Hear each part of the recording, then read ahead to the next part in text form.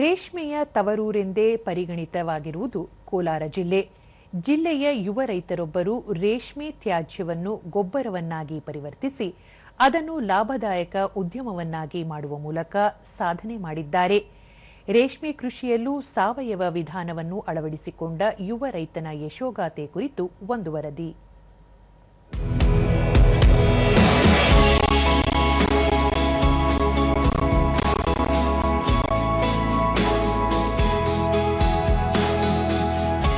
ರೇಷ್ಮೆ ಕೃಷಿ ಹಾಗೂ ಉದ್ಯಮ ಇಂದು ಅತ್ಯಂತ ಲಾಭದಾಯಕ ಎಂದು ಪರಿಗಣಿತವಾಗಿದೆ. ಭಾರತ ವಿಶ್ವದ 2ನೇ ಅತಿ ದೊಡ್ಡ ರೇಷ್ಮೆ ಉತ್ಪಾದಕ ರಾಷ್ಟ್ರವಾಗಿದೆ. ಕೋಲಾರ ರೇಷ್ಮೆಯ ತವರೂರು ಅಥವಾ ರೇಷ್ಮೆ ನಗರಿ ಎಂದೇ ಖ್ಯಾತವಾಗಿದೆ.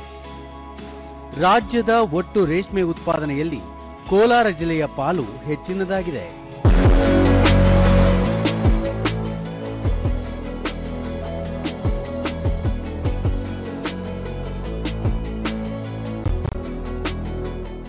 ಕೋಲಾರದ ಚಿಟ್ನಹಳ್ಳಿ ಗ್ರಾಮದ ಪ್ರಗತಿಪರ ರೈತ ನಾಗರಾಜ್ ತಮ್ಮ ಸೀಮಿತ ಕೃಷಿ ಭೂಮಿಯಲ್ಲೇ ರೇಷ್ಮೆ ಸಾಕಾಣಿಕೆ ಮಾಡುತ್ತಿದ್ದಾರೆ. ಇವರು ಉತ್ಪಾದಿಸುವ ರೇಷ್ಮೆ ಗೂಡಿಗೆ ಅಧಿಕ ಲಾಭವೂ ಸಿಗುತ್ತಿದೆ. ಸರ್ಕಾರದ ಎಲ್ಲ ಸವಲತ್ತುಗಳನ್ನು ಪಡೆದು ನಾಗರಾಜ್ ಸ್ವದೇಶಿ ರೇಷ್ಮೆ ತಳಿ ಅಭಿವೃದ್ಧಿಯಲ್ಲಿ ಪ್ರಗತಿ ಸಾಧಿಸಿದ್ದಾರೆ. ರೇಷ್ಮೆ ಉತ್ಪಾದನೆಯ ಸಂದರ್ಭದಲ್ಲಿ ಅದರಿಂದ ಹೊರಬರುವ ತ್ಯಾಜ್ಯಗಳ ವಿಲೇವಾರಿ ದೊಡ್ಡ ಸಮಸ್ಯೆಯಾಗಿತ್ತು. ತ್ಯಾಜ್ಯವನ್ನು ರಸ್ತೆ ಬದಿಯಲ್ಲಿ ಎಲ್ಲೆಂದರಲ್ಲಿ ಎಸೆಯುತ್ತಿದ್ದರು ಹಾಗೂ ಹಿಪ್ಪುನೇರಳೆಯ ಒಣಗಿದ ಕಡ್ಡಿಗಳಿಗೆ ಬೆಂಕಿ ಹಚ್ಚಿ ಸುಡಲಾಗುತ್ತಿತ್ತು. ಇದರಿಂದ ಪರಿಸರದ ಮೇಲೂ ಮಾರಕ ಪರಿಣಾಮ ಉಂಟಾಗುತ್ತಿತ್ತು. ಇದನ್ನು ಗಮನಿಸಿದ ರೈತ ನಾಗರಾಜ್ ರೇಷ್ಮೆ ತ್ಯಾಜ್ಯವನ್ನು ಸಂಸ್ಕರಿಸಿ ಜೈವಿಕ ಗೊಬ್ಬರವನ್ನಾಗಿ ಪರಿವರ್ತಿಸುವ ಹೊಸ ವಿಧಾನವನ್ನು ಆವಿಷ್ಕರಿಸಿದ್ದಾರೆ.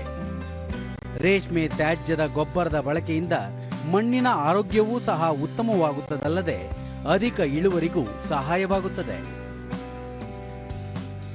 ಹಿಪ್ಪುನೇರಳೆ ಕಡ್ಡಿಗಳನ್ನು ಸಣ್ಣದಾಗಿ ತುಂಡು ಮಾಡಿಕೊಂಡು ಗುಂಡಿಯ ಕೆಳಭಾಗದಲ್ಲಿ ಕಡ್ಡಿಗಳನ್ನು ಹರಡಿ ಅದರ ಮೇಲೆ ರೇಷ್ಮೆ ಹುಳು ಹಾಗೂ ಎಲೆಗಳ ತ್ಯಾಜ್ಯವನ್ನು ಹಾಕಲಾಗುತ್ತದೆ. ಪ್ರತಿ ಪದರದ ಮೇಲೆ ಸಗಣಿ ನೀರನ್ನು ಚುಮುಕಿಸಬೇಕು. ಇದು ಸೂಕ್ಷ್ಮ ಜೀವಿಗಳ ಬೆಳವಣಿಗೆಗೆ ನೆರವಾಗುತ್ತದೆ. ಎರೆಹುಳು ಗೊಬ್ಬರ, ಎರೆಹುಳು ಜಲ, ಜೀವಾಮೃತ, ಎರೆಹುಳುಗಳನ್ನು ಮಾರಾಟ ಮಾಡುವುದರೊಂದಿಗೆ ಸುರಭಿ ಜೀವಸುಧಾ ಘಟಕ ಸ್ಥಾಪನೆ ಮಾಡಿದ್ದಾರೆ. ಹೀಗೆ ಜೈವಿಕ ಗೊಬ್ಬರ ಘಟಕ ಸ್ಥಾಪಿಸಿ ಸಾವಯವ ಕೃಷಿಯಲ್ಲಿ ರೈತ ನಾಗರಾಜ್ ಅವರು ತೊಡಗಿದ್ದು ಇತರೆ ರೈತರಿಗೂ ಮಾದರಿಯಾಗಿದ್ದಾರೆ.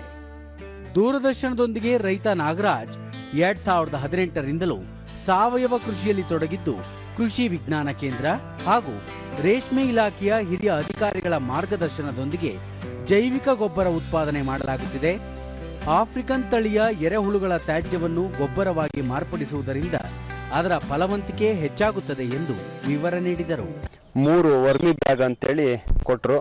ಒಂದರಲ್ಲಿ GKVK ಕಲ್ಚರ್ ಹಾಕಿದೆ, ಒಂದರಲ್ಲಿ CSRT ಕಲ್ಚರ್ ಹಾಕಿದೆ, ಇನ್ನೊಂದರಲ್ಲಿ ವೇಸ್ಟ್ ಡಿಕಂಪೋಸರ್ ಹಾಕಿದೆ.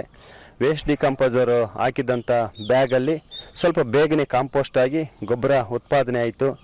ಎರೆಹುಳು ಘಟಕ ಎರೆಹುಳು ಉತ್ಪಾದನೆ ಮಾಡ್ತಾ ಇದ್ದೀನಿ ಮತ್ತು ಎರೆ ಗೊಬ್ಬರ ಮಾಡ್ತಾ ಇದ್ದೀನಿ. ಇದು ನನ್ನ ಹತ್ರ ಇರುವಂಥ ತಳಿ ಯಾವುದು ಅಂದರೆ ಸೌತ್ ಆಫ್ರಿಕನ್ ಬ್ರೀಡು.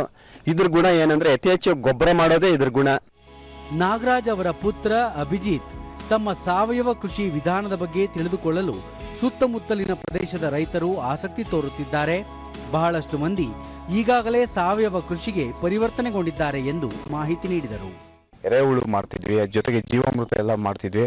ನಮ್ಮ ಮನೆ ಹತ್ರ ಸುಮಾರು ಜನ ಬಂದು ಹೋಗ್ತಿದ್ರು ನಮ್ಮ ತಂದೆಯವರು ಏನು ಮಾಡ್ತಿದ್ದಾರೆ ಅಂತ ನೋಡೋದಕ್ಕೆ.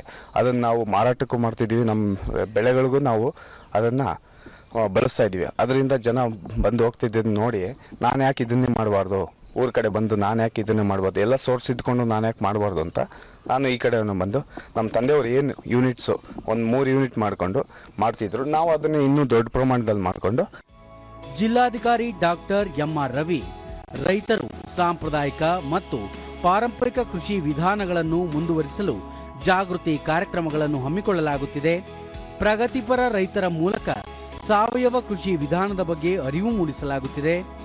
ಭೂಮಿಯ ಫಲವತ್ತತೆಯನ್ನು ಶಾಶ್ವತವಾಗಿ ಕಾಪಾಡಿಕೊಳ್ಳುವ ನಿಟ್ಟಿನಲ್ಲಿ ಜೈವಿಕ ಗೊಬ್ಬರಗಳ ಬಳಕೆಗೆ ಉತ್ತೇಜನ ನೀಡಲಾಗುತ್ತಿದೆ ಎಂದರು. ಬಯೋ ಫರ್ಟಿಲೈಸರ್ಸ್ ಅಂತ ಹೇಳ್ತೀವಿ, ಜೀವಾಮೃತ ಆಗ್ಬೋದು, ಮೀನಾಮೃತ ಆಗ್ಬೋದು, ಇಂತಹ ಒಂದು ನಮ್ಮ ಕೈನಲ್ಲೇ ಇರುವಂತಹ ಮತ್ತು ಭೂಮಿಯ ಫಲವತ್ತತೆಯನ್ನು ಶಾಶ್ವತವಾಗಿ ಹಿಡಿದಿಟ್ಟುಕೊಳ್ಳುವಂತಹ ಅಂತಹ ಕ್ರಮಗಳನ್ನು, ಅಂತಹ ಒಂದು ಜೈವಿಕ ಗೊಬ್ಬರಗಳನ್ನು ಉಪಯೋಗಿಸೋದಕ್ಕೆ ನಮ್ಮ ಕೃಷಿ ಇಲಾಖೆ ವತಿಯಿಂದ ಮತ್ತು ಪ್ರಗತಿಪರ ರೈತರ ಸಹಕಾರದಿಂದ ನಾವು ಹೆಚ್ಚು ಜಾಗೃತಿ ಕಾರ್ಯಕ್ರಮಗಳನ್ನು ಮಾಡ್ತಾ ಇದ್ದೀವಿ. ರೇಷ್ಮೆ ತ್ಯಾಜ್ಯವನ್ನು ಗೊಬ್ಬರವನ್ನಾಗಿ ಪರಿವರ್ತಿಸಿ ಅದನ್ನು ಲಾಭದಾಯಕ ಉದ್ಯಮವನ್ನಾಗಿ ಮಾಡುವ ಮೂಲಕ ಕೃಷಿಕ ನಾಗರಾಜ್ ರಾಜ್ಯದ ಉಳಿದ ರೈತರಿಗೂ ಮಾದರಿಯಾಗಿದ್ದಾರೆ.